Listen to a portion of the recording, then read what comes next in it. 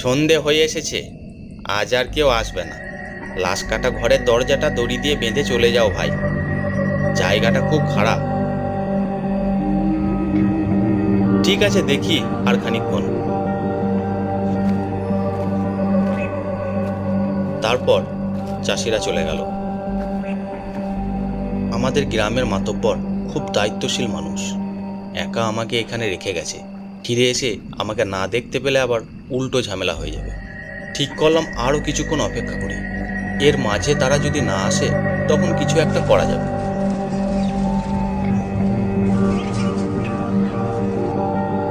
আমি একা বসে বসে মশার কামড় খাচ্ছি আর রশিদ মিয়াকে গালি দিচ্ছি। শালা বেঁচে থাকতে তো জ্বালিয়েছে, মরেও জ্বালিয়ে গেল। কতক্ষণ বসেছিলাম মনে নেই, হঠাৎ শোঁ শোঁ বাতাসের শব্দ। অন্ধকারে বুঝতে পারিনি কখন আকাশ মেঘে ঢেকে গেছে।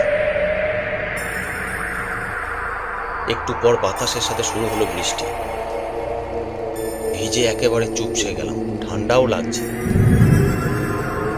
অনেক হয়েছে, আর নয়, এবার চলে যাই। চলে যাওয়ার জন্য পা বাড়িয়েছি, তখনই মনে হলো মাতব্বরের গলা। আমরা এসে গেছি, তুমি কোথায়? ঝড়ের মাঝে ভালো করে বোঝা গেল না। আমি চেঁচিয়ে ডাকলাম তাদের, আমি এখানে আছি। আমার বুকে তখন সাহস ফিরে এলো। বাইরে দাঁড়িয়ে ভিজে কি লাভ, তার থেকে লাশ কাটা ঘরের ভিতর গিয়ে অপেক্ষা করি, মাথার ওপর অন্তত একটা ছাদ তো পাওয়া যাবে।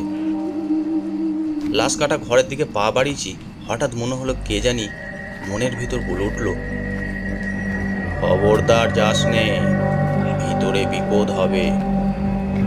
কেমন জানি শিরশির করে উঠল শরীরটা। তখন জোয়ান বয়স, বুদ্ধি কম, সাহস বেশি। আরে ধুর, ভয় কিসের, ওই তো সবাই এক্ষুনি এসে যাবে। আমি ভিতরে ঢুকে দরজা বন্ধ করে দিলাম, যাতে বৃষ্টির জল না ঢুকে। আর চোখে রশিদ মিয়ার লাশটাকে একবার দেখলাম। বিদ্যুতের আলোয় দেখলাম রশিদ মিয়ার লাশ একই ভঙ্গিতে স্থির হয়ে পড়ে আছে। দরজার কাছে বসে ওদের জন্য অপেক্ষা করতে থাকি। অনেকক্ষণ পার হয়ে গেল। কি ব্যাপার, ওদের তো আর দেখা নাই, কিন্তু আমি তো মাতব্বরের গলায় স্পষ্ট শুনেছি। তাহলে কি ওটা নিশির ডাক ছিল? ভয়ে আমার সারা শরীর কাঁটা দিয়ে উঠল, নড়তে সাহস পেলাম না। দরজাটা খুলে বাইরে যাব, সেই শক্তিটা নেই। মনে হচ্ছে দাঁড়ালেই রশিদ মিয়া লাফিয়ে পড়বে আমার ওপর। অনেক কষ্টে মনকে শান্ত করে বললাম, এসব কিছু নয়, রশিদ মিয়া তো মারা গেছে, মারা মানুষ আর কি করবে। বৃষ্টিটা একটু কমলে শহরের দিকে যাব, অনেক হয়েছে, আর নয়। চুপচাপ বসে আছি, হঠাৎ মনে হলো পিছনে কি একটা শব্দ হলো। শুয়ে থাকা অবস্থায় কেউ নড়ে উঠলে যেরকম শব্দ হয়, ঠিক সেই রকম। বুকটা ছ্যাঁত করে উঠল। তাহলে কি রশিদ মিয়া? না না, নিজেকে বুঝালাম এসব কিছু নয়, ইঁদুর হবে নিশ্চয়ই। বৃষ্টি তখন কমে আসছে। হঠাৎ মনে হলো বাইরে কি একটা যেন ছুটে গেল। হঠাৎ আবার পিছনে স্পষ্ট শুনলাম টেবিলের ওপর রশিদ মিয়ার শরীর যেন নড়ে চড়ে উঠল। ভয়ে আমার শরীরের সব লোম খাড়া হয়ে গেল। যদি কিছু একটা দেখি, এই ভয়ে পিছন ফিরে তাকাতেও পারছি না। এদিকে বৃষ্টি কমে এসেছে, আকাশে বেশ বড় একটা চাঁদ। মাঝে মাঝে মেঘে ঢেকে যাচ্ছে, আবার মেঘ থেকে বের হয়ে আসছে। আমি বসে বসে জানালা দিয়ে তাই দেখছি। বাইরে তখন ছোটাছুটির শব্দটা ভীষণ বেড়েছে। কুকুর শিয়াল কিছু একটা এদিক সেদিক ক্রমাগত ছোটাছুটি করছে। আর পারছি না, নড়তে চড়তে ভয় হচ্ছে। খালি মনে হচ্ছে পিছন থেকে কিছু একটা আমার উপর লাফিয়ে পড়বে। তবু খুব সাহস করে উঠে দাঁড়ালাম। আর স্পষ্ট মনে হলো, আমাকে বাড়ি নিয়ে চল, আমি মরি নাই। আমার সারা শরীর ভয়ে কাঁপতে আরম্ভ করলো। মরা মানুষ কিভাবে কথা বলছে? শুনতে পাচ্ছিস না? আমাকে এখানে কেন নিয়ে এসছিস? রশিদ মিয়া, তুমি তো মারা গেছো। মারা যায় নাই। আমাকে কেন কাফন পরিয়েছিস? খোল, খোল, আমার দম বন্ধ হয়ে আসছে। আমি কি করব কিছুই বুঝতে পারছি না। যে মারা গেছে সে আবার কথা বলবে কিভাবে? আমার সারা শরীর থর থর করে কাঁপছে। আয়, আয় আমার কাছে, খুলে দে আমার কাফনের বাঁধন, আমাকে মুক্ত কর। আমার খালি মনে হতে লাগলো, মরা মানুষ কথা বলে কিভাবে? নিশ্চয়ই এগুলো ছলনা। ভয়ে আমার এক পাও নড়ার ক্ষমতা নেই। স্থির হয়ে দাঁড়িয়ে আছি।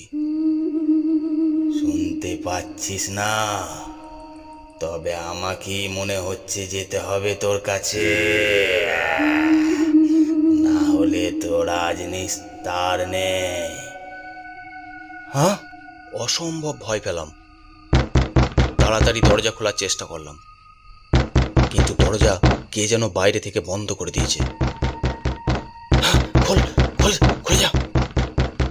জোরে জোরে ধাক্কা দিতে লাগলাম, পাগলের মতো লাথি দিচ্ছি। আরে, দরজাটা তো ভেতর দিকে খুলে। উফ! আমি এক টানে দরজা খুলে ফেললাম। এক দৌড় দেব, কিন্তু সামনে তাকিয়ে স্তম্ভিত হয়ে গেলাম। সামনের দিকে তাকিয়ে দেখি লাশ কাটা ঘর ঘিরে গোল হয়ে বসে আছে কুকুরের মতো কতগুলো প্রাণী। গায়ের রং ধপধপে সাদা, এমন ভাবে তাকিয়ে আছে মনে হচ্ছে সবগুলো একসাথে লাফিয়ে পড়বে আমার ওপর। হ্যাঁ, এসব কি?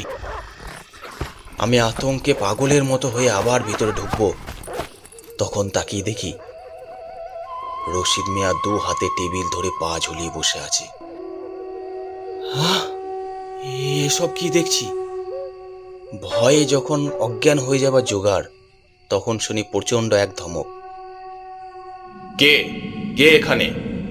তাড়াতাড়ি বাইরে তাকিয়ে দেখি একজন লোক দাঁড়িয়ে আছে। কি করছো ওখানে? বের হয়ে এসো এক্ষুনি, এক্ষুনি বের হয়ে এসো। ভয়ে তখন আমার শরীর কুলকুল হাড়ে ঘামছে। রশিদ মিয়ার লাশ দেখে কিছু একটা বলতে যাব, এই রশিদ। খবরদার পেছনে তাকাবে না, সোজা বের হয়ে এসো। আমি লাশ কাটা ঘর থেকে বের হয়ে এলাম। কুকুরের মতো জন্তুগুলো কেন জানি অনেক পিছনে সরে গেছে আর গোঁ গোঁ করছে। আমি লোকটার দিকে ছুটে যাচ্ছিলাম। লোকটা ধমকে বলল, এদিকে না, তুমি সোজা সামনের দিকে হাঁটো। আমার নিজের ওপর তখন কোনো জোর নেই। লোকটার কথা মতো টলতে টলতে হাঁটতে থাকি।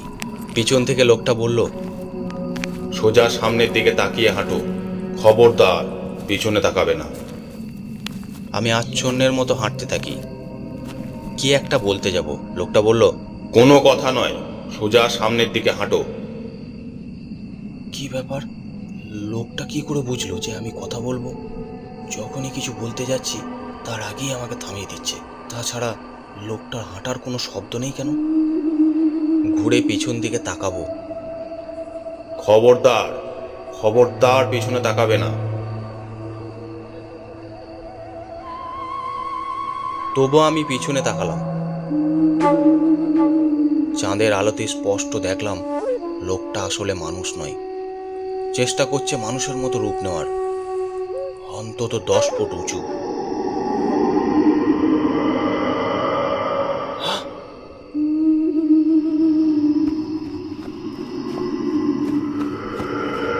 আমি ভয়ে পাগলের মতো ছুটছি।